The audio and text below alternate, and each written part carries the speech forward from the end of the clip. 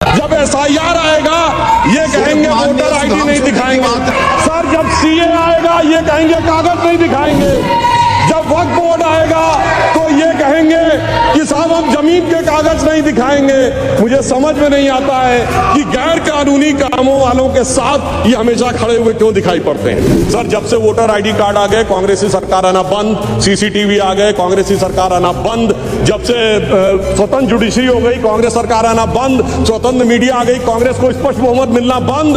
Sir अगस्त 2005 में भारत की संसद में ममता बनर्जी जी ने भारत के इतिहास में सबसे अलग घटना की जब स्पीकर के ऊपर फेंक दी थी फाइल, क्योंकि वो कह रही थी घुसपैठियों पे चर्चा नहीं कराई जा रही है कि मोदी जी की बोटी बोटी काट डालूंगा। और इसी बिहार के चुनाव में मोदी जी की माता जी को गाली दी गई। गालियों का अब शब्दकोश भी अवेलेबल है। कम से कम चुनाव सुधारों में अब इन चीजों से हम सबको दलगत भावना से ऊपर उठकर आना चाहिए। नाच न जाने आंगन टेढ़ा, मगर सर इन पे लागू नहीं होते। ये कहते हैं आंगन ही नहीं टेढ़ा है, छत भी टेढ़ी है, दीवार भी टेढ़ी है, जमीन भी टेढ़ी है, छज्जा भी टेढ़ा है, खंभा भी टेढ़ा है।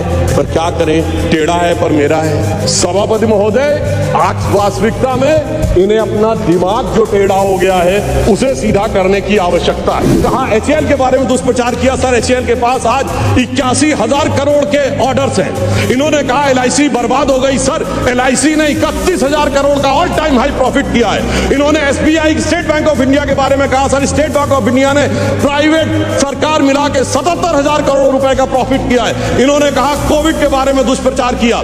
उसके बाद इन्होंने राम मंदिर के मुहूर्त के बारे में किया। अर्थात